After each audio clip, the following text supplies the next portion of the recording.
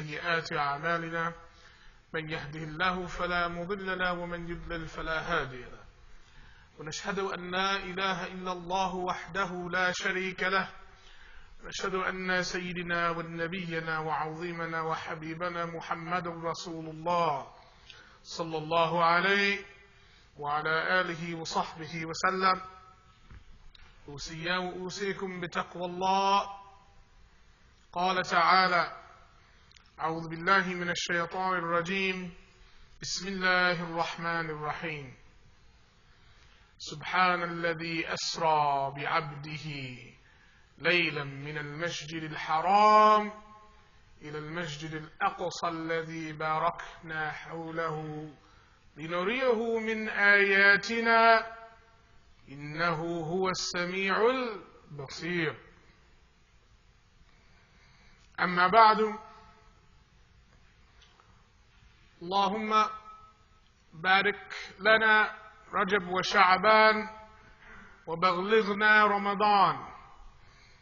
Ya Rabb, we ask that you give us the full and complete blessings of the month of Rajab and of the month of Sha'ban, and that you allow us to see and witness the month of Ramadan in the beautiful witnessing. We are entering in the next day the month of Sha'ban. Sha'ban Shahri, the Prophet ﷺ said. Sha'ban is my month. This was the month where the Prophet ﷺ experienced a renewed commitment to this deen. Because the Isra and the Mi'raj occurred at the end of the month of Rajab, on the 27th night of Rajab. 2 days later was Sha'ban.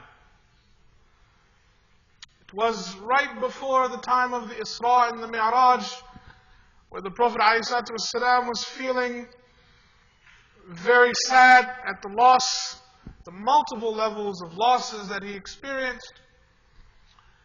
His personal home, the home of his relatives, at the level of a community, after the incident of Ta'if. He was feeling at the most lowest, saddest state. And that's when Allah Ta'ala elevated him with the night journey. It was after that journey that he was gifted a renewed sense of hope and devotion and dedication to this deen. It was the month of his own personal update, reformation and revolution. His personal rededication of himself to standing up for this deen and teaching this deen and spreading this deen and sacrificing for this deen. And in order to change the environment around him, sallallahu alaihi wasallam, it was important for him himself to be a changed person. And so Allah Ta'ala allowed him to experience the beauty and the diversity of the world around him, allowed him to understand the grand, magnificent tradition that he was a part of, let him know that he was not alone, that those that had passed before him were still looking to him to continue that legacy, and that those that were with him still relied on him to stand up for what they were sacrificing for as well.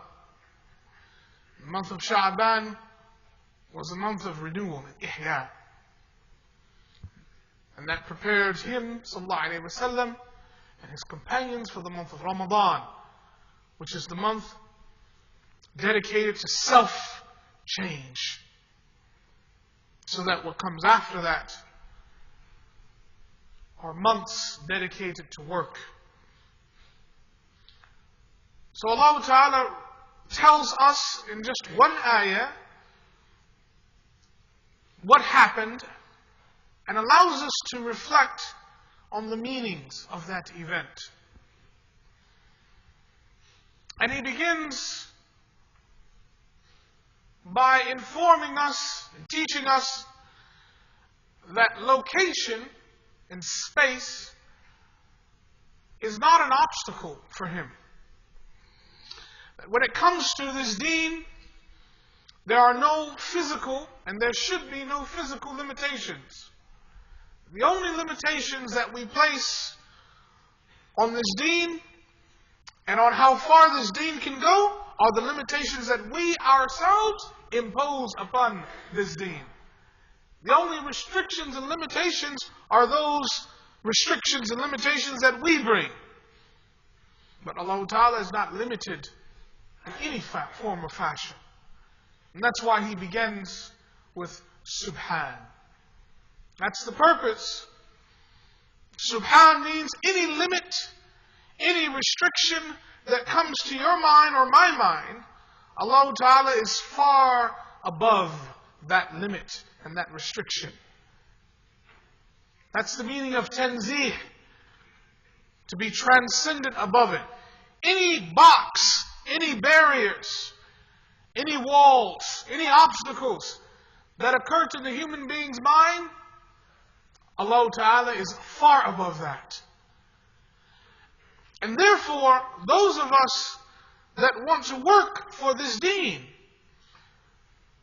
and want to walk in the footsteps of the Anbiya and the Prophets, and most importantly, those of us that want to walk in the footsteps of the Prophet Muhammad sallallahu alaihi wasallam, the first thing that we must realize from this surah, Surah Al-Isra, from this first word, is that we must go into this service of the deen.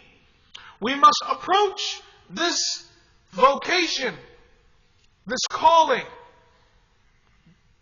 from the perspective of having no limits. There should be no limits to how far our vision should go. There should be no limits to how far this message of this deen should go. And if there are limitations and obstacles, then we must be creative in overcoming those. Any obstacle or barrier that occurs to our mind in terms of what Muslims cannot do, Subhan, exit that. What a Muslim community is limited from doing, Subhan, go around that. Budgetary, visionary, human capacity, other resources, transcend that. Don't be a community of shackles. Be a community of faith. Subhan. The scholars of the tafsir say that Allah Ta'ala begins this surah with the word Subhan to update and inform those of the community of the Prophet ﷺ that, number one, believe or might mistakenly believe that Allah Ta'ala is restricted in a makan, in a place. So Allah Ta'ala addresses this false belief with the word Subhan. So those that believe that the Prophet ﷺ was raised from Jerusalem to the heavens, and then He sat in some particular space or some particular location and spoke to Allah Ta'ala from a particular boundary, those people's belief is false. Because Allah Ta'ala does not exist in a boundary. Allah Ta'ala does not exist in a place. And when Allah Ta'ala does things, there's no limit. There are no bounds to what He can do and to how He can do it. And the experience of the Prophet ﷺ in the Mi'raj was an experience of not just ascending from the earth to the heavens, but it was a dars and a lesson about how to exceed boundaries and about how to rise above limitations that others on the earth see. So when others on the earth see walls and boundaries, the Muslim and the follower of Al-Mustafa sallallahu alayhi wasallam must not see walls and boundaries, but must see the disabling of those walls and boundaries. We must be visionaries as a community. We must set grand goals. We must not be prisoners of our own constructions. Because the work of the Anbiya, the work of Allah Ta'ala, is not restricted to a time, nor is it restricted to a location. That's why He brought him, sallallahu alayhi wa sallam, min al-Masjid al-Haram, all the way to Masjid al-Aqsa, the furthest masjid on the planet at that time. That's why it's called al-Aqsa.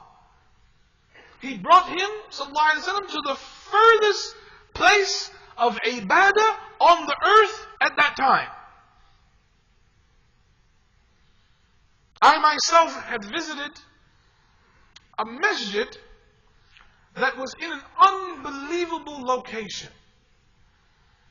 To get to this masjid from this particular city overseas, from the city to where the mountain was an 8-hour drive. Then when you got to the mountain by car, the drive was not a straight road. It was in a circle going around. That's how you went up the mountain. There was no straight road, direct.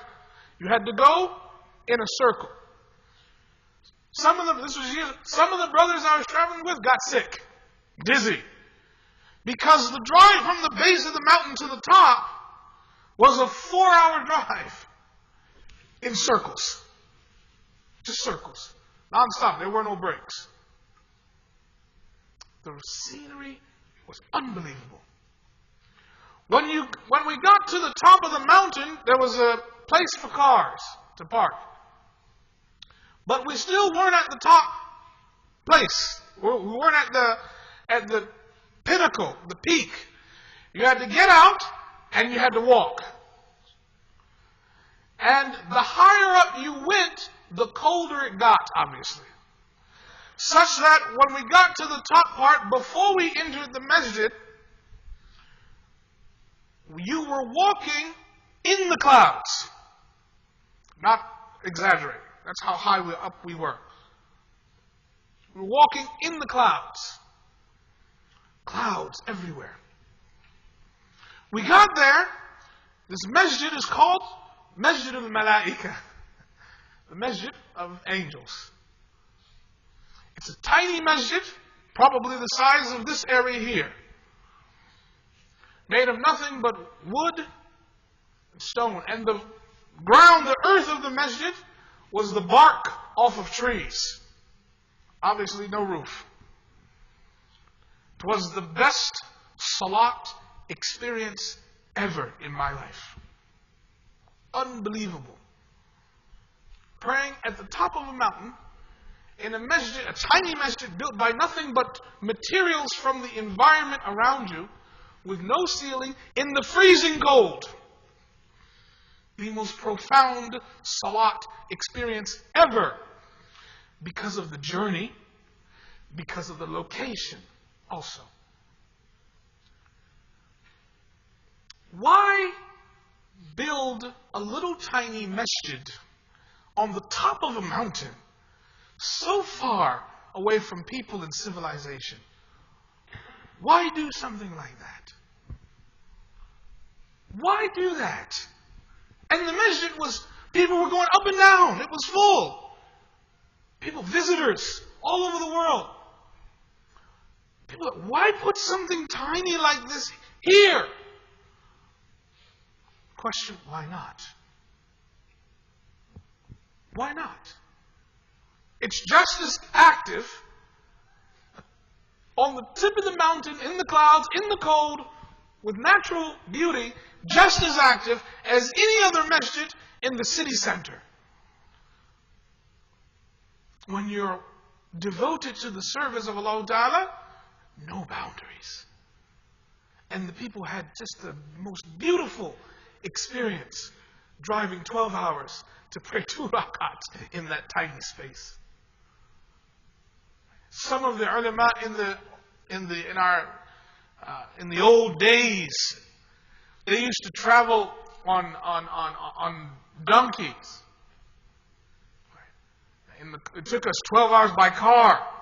They used to travel by donkeys just to go pray in that beautiful place. That's the beauty of the Kaaba. That's the beauty of the Kaaba. Build a tiny place of devotion to Allah, a symbol of devotion to Allah Ta'ala in the middle of the desert. No greenery. Right? No civilization. Put it there. Why would you do this strategically? There's no caravans and rationally there's this, that. Nothing's there. Build it. Do it. Why do you want to put obstacles up in the service of Allah Ta'ala? Build. Let Allah Ta'ala do the rest. Establish. Let Him populate. You do the work. And He will move it from point A to point B. This is not always a rational business that we're in.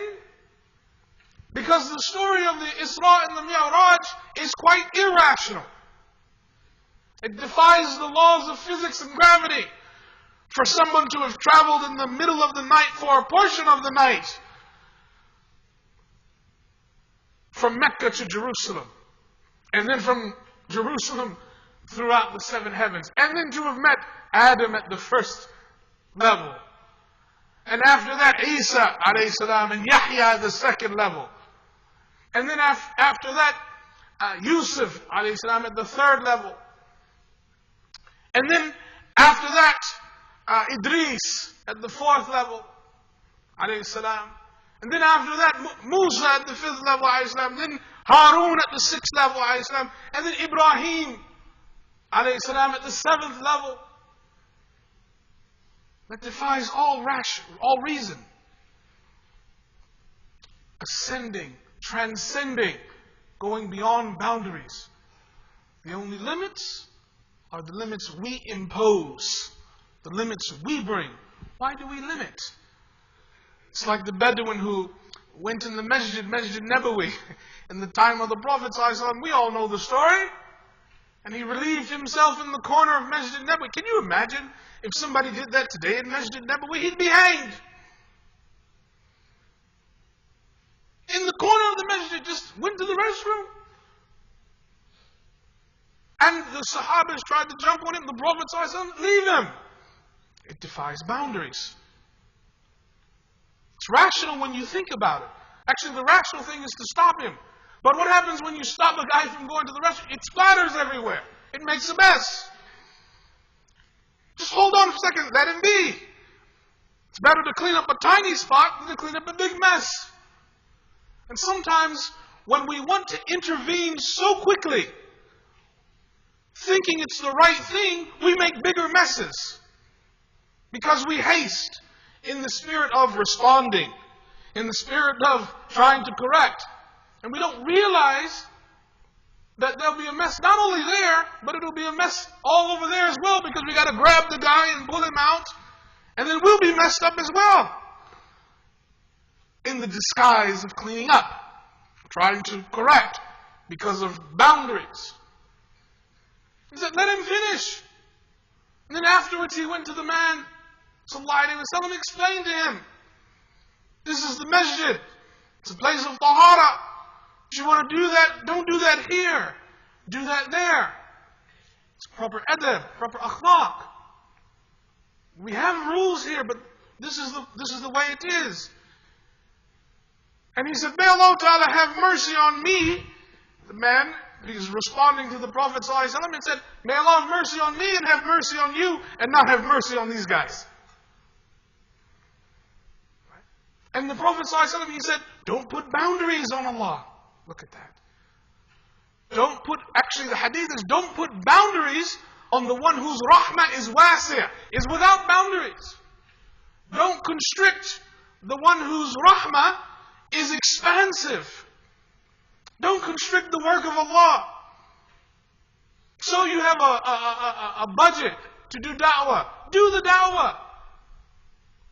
Do the work. Don't worry about the dollar figure. And Allah Ta'ala will magnify that. Don't be constrained by the dollar figure. Don't limit the da'wah work to the dollar. Do the work and the dollar will stretch. Don't put boundaries on His work.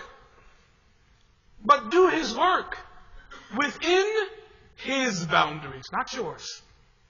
Within the Shari'i boundaries, not human boundaries. When we work within the boundaries of the divine law, then our success becomes unbound. And the effects of that are limitless. That's the dars from the Isra and the Mi'raj. That you go when you are in the path of the Anbiya, you travel. Allah Ta'ala took him, sallallahu alayhi wa sallam, to the furthest masjid. He could have taken him direct. Think about that. He could have taken him from Mecca to the heavens. Why? Why go all the way to Masjid al-Aqsa? What's the point of that? And then go from Masjid al-Aqsa all the way to the heavens. Why go through the earthly realm first? Why not direct? Because we have to take means. We have to do the work here. We are not meant to be angels. We are meant to work here. We are meant to move here on this earth. But our movement here has a higher objective. And our movement here, our work here, our progress here must not be limited by our own cities, our own boundaries that other people impose on us. Transcend that. Go out of your city. Go out of your comfort zones. Do something different. You don't have to do the same thing the same way all the time. Change. Get out. Diversify your experiences. Diversify your perspectives. Talk to different people. Encounter different minds. Go to different places. See different things. Don't desire just to go direct to heaven without doing the work that is necessary to build here on earth. But we've got to build in a way that says that we are concerned about everybody. Not just the people of Mecca, but people of Jerusalem too. So go there and spend time there in Masjid al-Aqsa and make salah there. Your ibadah is not restricted to one masjid. Do your ibadah in multiple places. To show him لِنُرِيَهُ مِنْ آيَاتِنَا, to show him these various signs. And then remember, while you're in the path of Allah, when you're doing the work of Allah, إِنَّهُ هُوَ السَّمِيعُ الْبَصِيرُ. So He's going to see everything you do. He's going to hear everything that you contemplate. He's going to manage this from a distance that is extremely close. It's the paradox. So in the month of Sha'ban, which we're entering into now, we have to think about those things. What kind of restrictions have we imposed on ourselves that will limit us from being more effective worshippers of Allah Ta'ala, more effective servants of Allah Ta'ala? How do we limit ourselves from going quicker into Jannah? What is it that we are not doing? We're not doing enough salat in the Jama'at. We're not doing enough service in the community. We're not doing enough service at home. Are we giving enough, not just to the masjid, but to the firemen and to the communities? Are we giving and dedicating ourselves enough? Are we following not only part of the rules, but all of the rules? Not only when people are looking, but also when people are not looking. Are we so comfortable in our own comfort zones that we never venture out to do something different, to get a new experience, so that we may become better people and better servants of Allah Ta'ala?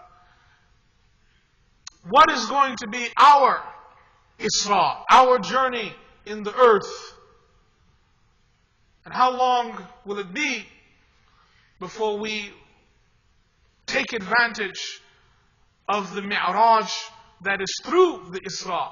You see, you have to go through the Isra first in order to get to the Mi'raj. You've got to do the work here on the earth. You've got to go through the journey on land to be elevated to a better station with Allah. You don't get elevated to Allah direct without doing the work on the ground. There's no elevation from Mecca to Allah. You have to do the work on the ground and go to Jerusalem first. It means we've got to go to a different place first. We've got to go out of our comfort zones, out of our homes, out of the confines of our own cultural and historical and habitual norms. We've got to break out of those boundaries, do something positively radical. Right? Positively radical, meaning something different and new that positively serves His deen and the people in this community. Then we'll experience the Mi'raj. We will ascend, not just individually, but collectively. Because what good is it if I ascend and you don't? What good is it if you ascend and she doesn't? We don't want to ascend to Allah Ta'ala and be in a great place with Allah Ta'ala by ourselves. How can that happen when I've got my brothers and sisters there? I need my brothers and sisters to accompany me with Allah Ta'ala. Because part of the pleasure of Jannah is to experience Jannah in a community. And so we want each other to elevate. That means we have to work. The Isra, we've got to work on this ard. We've got to work on this land. May Allah subhanahu wa ta'ala inspire us. May Allah subhanahu wa ta'ala bless us to do the work of Isra in our own lands. May Allah subhanahu wa ta'ala give us the tawfiq and the blessing of experiencing a true mi'raj through this work and through this da'wah work. And may He elevate all of us and our families and our loved ones to a closer maqam and a closer rank, a closer status to Him, both as in this life and in the next life. Ameen ya Rab. Ameen.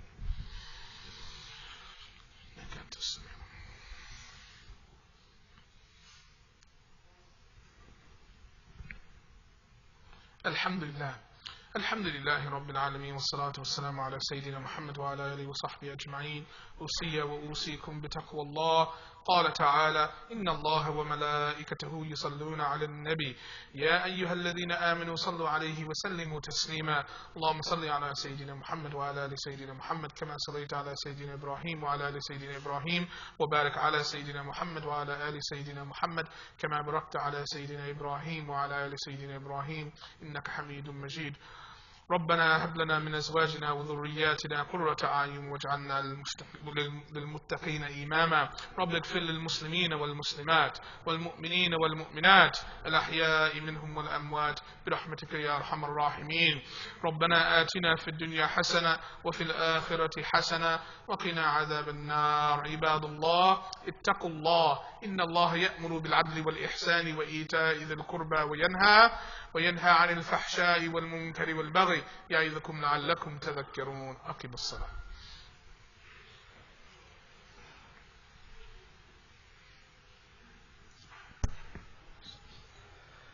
الله أكبر الله أكبر. أشهد أن لا إله إلا الله. أشهد أن محمد رسول الله. حي على الصلاة حي على الفلاح. قد قامت الصلاة قد قامت الصلاة. الله أكبر الله أكبر. لا إله إلا الله. لا إله إلا الله محمد رسول الله صلى الله عليه وعلى آله وصحبه وسلم. استووا There's still heels on the line, shoulder to shoulders. Make sure in the back, please, that there's